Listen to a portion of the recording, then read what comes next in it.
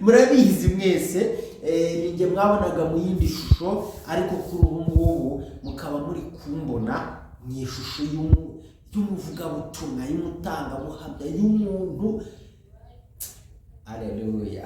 Haravuga ngo mwana wanjye, niwemera amagambo yanjye ugakomeza amategeko yanjye, bituma utegeka ubwenge, amatwi, umutima wawe ukawuhugurira kujijuka.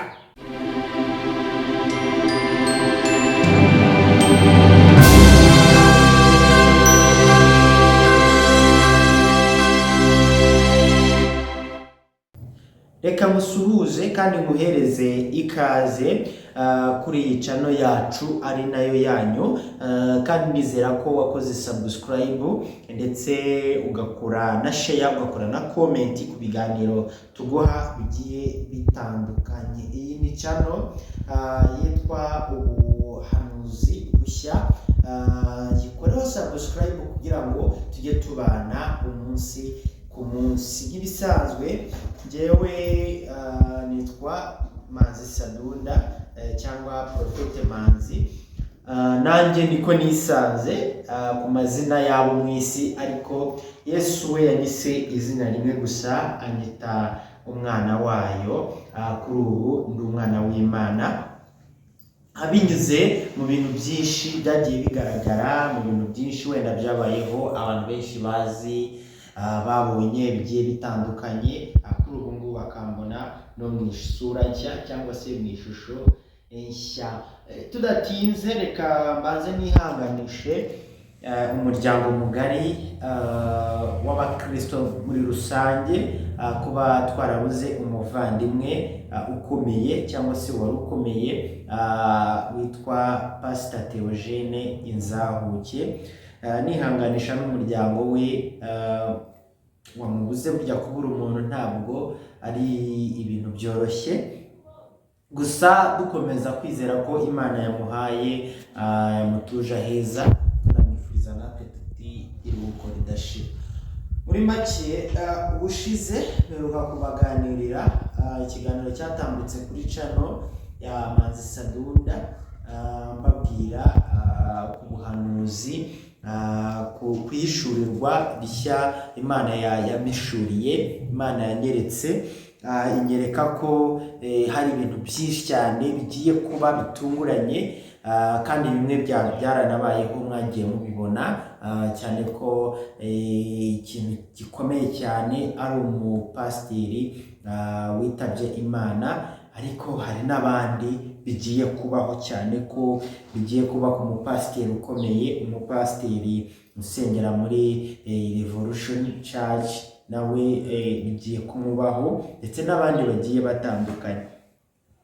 Muri makeya hari ibintu byinshi binzanye ahangaha kugira ngo tubiganireho. Ntabwo wenda ari kugaruka mu byahise cyangwa se ari ukongera gusubira mu bintu byahise, ahubwo ubu ni ukugaruka mu gukomerezaho, tugakomeza mu bintu bishyashya. Mumenyereye kuri ino channel nk'umunyamakuru, ariko ubaza witwa Umutoni Sandrine mu bintu bigiye bitandukanye, ariko nje nijeho nk'umuntu uzanye ubuhamya cyangwa se uzanye ubutumwa bwiza. Muri make murabizi ko nanyuze mu bintu bitandukanye, ntaterwa isoni no kubisubiramo, ntaterwa isoni no kubivuga. Burya umunyabyaha ntigira isoni zo guhama cyangwa se zo guhamiriza ikintu runaka. Muri make ninjye wa muntu mwabonaga mu ishusho kuvuga nanjye murabizi mwese, ninjye mwabonaga mu yindi shusho, ariko kuri ubu ngubu mukaba muri kumbona mu ishusho y'umuvugabutumwa, y'umutangabuhamya, y'umuntu. Haleluya. Sinzi ukuntu nabivuga, gusa ikintu ngiye kubwira aka kanya, musaba aka kanya ni uguhinduka. kuko haracyari ibyiringiro, kuko igiti kiratemwa nyuma kikongera kigashibuka kikera imbuto zacyo. Haracyari ibyiringiro yuko wowe wakizwa ugahinduka. Haracyari ibyiringiro yuko bahige bakizwa bagahinduka. Haracyari ibyiringiro yuko ba Semuhungu bakizwa bagahinduka. Haracyari ibyiringiro byuko haracyari ibyiringiro. Niyo mpamvu Imana iri gukora ikagaragaza ikintu ikavuga ati ikireka gikore kibere cyitegererezo ku bantu. Uyu munsi Pasiteri Theogene ari gushyingurwa, ariko twebwe twicaye imbere ya kamera turi kwamamaza ubutumwa bwiza. Ni twebwe Pasiteri Theogene asize, nitwasize kugira ngo duhindure ibyanze guhinduka, kugira ngo tugere ikirenge mu cye, kugira ngo dukomereze aho yaragejeje. Aho wicaye vugira utamenya, kugira ngo kandi haracyari ibyiringiro. Nicyo kintu tugiye gusoma tunyarutse gatoya mu Migani turasoma ibice bibiri. Imigani turasoma ibice bibiri, twirukanke gatoya.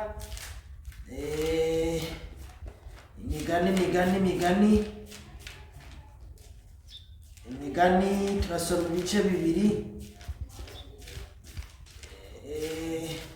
Ntabwo kuhagera ari ibintu biba byoroshye, ariko nkomeza mbabwira nti haracyari ibyiringiro byuko nawe ubwawe aho uri wahinduka bigashoboka. Imigani twageze turasoma ibice bibiri, ni umurongo waho wa mbere ndetse n'umurongo wa kabiri. Haravuga ngo mwana wanjye niwemera amagambo yanjye ugakomeza amategeko yanjye, bituma utegeka ubwenge amatwi, umutima wawe ukawuhugurira kujijuka. Wenda reka dusome na gatatu.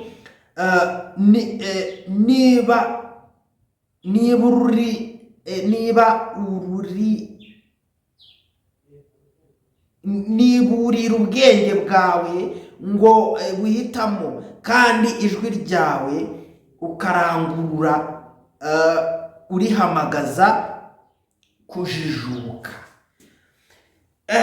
Impamvu njye mbasomeye uyu murongo ni ukugira ngo tugaruke ku kintu kimwe gusa, tunafata igihe gitoya gusa cyo kugira ngo dusoze mu gihe bishoboka.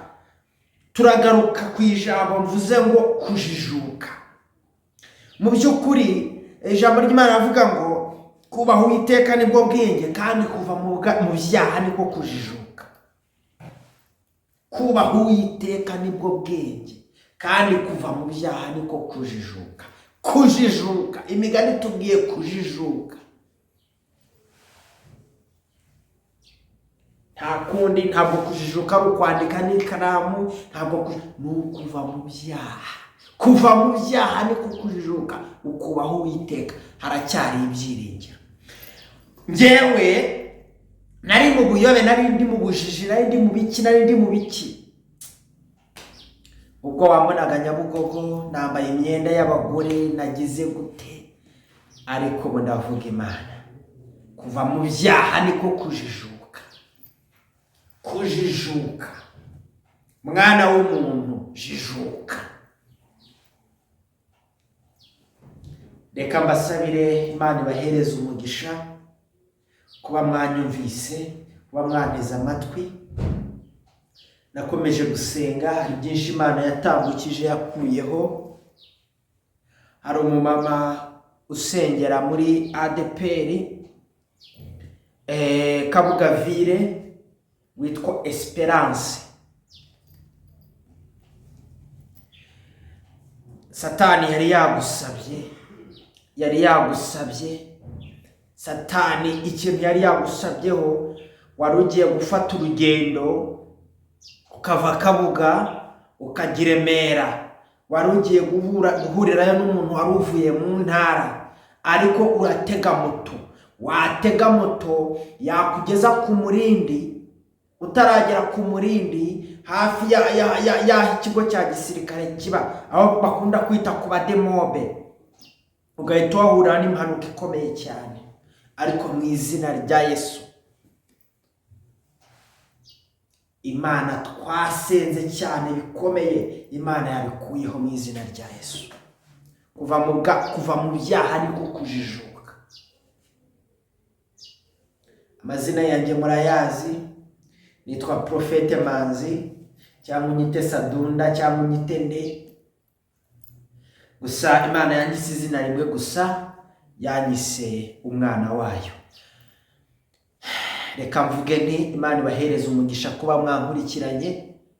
Ni byinshi cyane muzajya mubibona hano, mu buhamya, n'ubuhanuzi bushya muzajya muhora mubona hano. Gusa wowe kora subscribe, ukane no kukazogera ujye uhita ubona notification mu ba mbere. Kandi Imana iguhereza umugisha cyane. Tuzadusengana Imana muri byose, tuzadusengana Imana mu byuma n'ahandi hagiye hatandukanye, na kamera ziyicano ubuhamya bwanjye, ziyi TV, ubuhanuzi bushya zizajya ziba zahageze. Hanyuma tubahereze uko ibintu bikurikirana. Kandi ndizera ko Imana yo mu ijuru yakomeje kubarinda, yakomeje no kubana namwe muri byose. Reka mbabwire ngo Imana ibahereze umugisha, ndabakunda cyane.